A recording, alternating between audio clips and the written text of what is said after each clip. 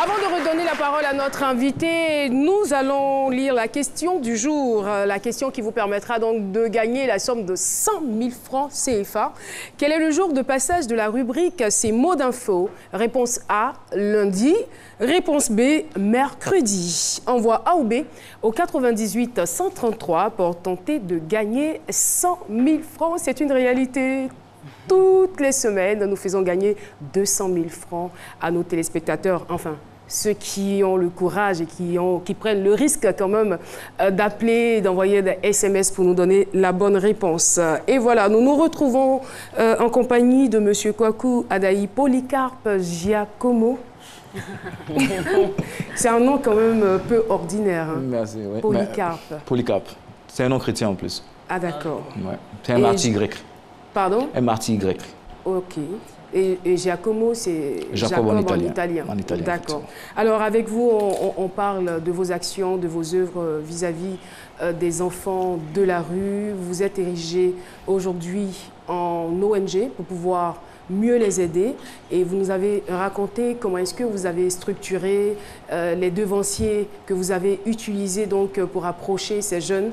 En même temps, moi, la question que j'ai envie de vous poser, c'est, il est vrai que ces enfants de la rue sont considérés comme une couche très vulnérable, mais aujourd'hui, ils créent la psychose parce qu'on n'arrive pas à dissocier l'enfant de la rue du microbe.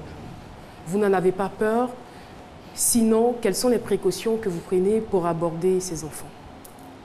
D'accord, merci beaucoup, Caroline. Ma question vous dérange? Non, non, pas forcément, pas forcément. Mais je pense que c'est le mot peur qui me dérange un peu parce que si on veut mettre la peur devant, on ne fera rien, on ne fera rien. Et puis, ceux à qui on a affaire, je pense que ce n'est pas des microbes parce que les microbes, c'est un phénomène urbain, c'est un phénomène urbain qui existe. Je ne veux pas trop m'attarder là-dessus. Je pense qu'un microbe, ça peut être un élève. Bien sûr. Ça peut être un élève, ça peut être un enfant qui a la famille, qui rentre à la maison les soirs, qui revient à la maison avec 200 000 francs, avec des portables qu'il donne à maman. Maman est contente, et puis le matin, il ressort, il repart à la gare ou il repart faire ses activités, il fait ce qu'il a à faire, le soir, il rentre encore avec de l'argent aux parents. Donc, je veux dire qu'il faut dissocier un enfant de la rue d'un microbe. Moi, je parle des enfants qui ont eu des difficultés, certaines difficultés dans leur vie, qui se retrouvent aujourd'hui délaissés par la société, qui se dorment dehors, qui n'ont aucun contact avec leur famille qui existe bien sûr. C'est d'eux-là que je parle. Et je ne pense pas que ceux-là soient des microbes. Ce n'est pas des microbes, mais c'est des potentiels microbes aussi. Hein. Je parle...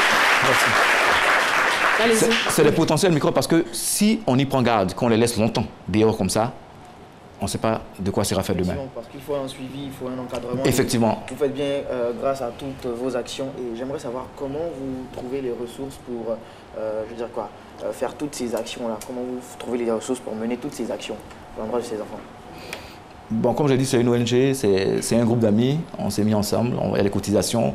On demande à des gens de nous aider, on demande à des bénévoles de venir participer. Des mécènes aussi. Voilà, des mécènes aussi, de façon technique ou de façon financière.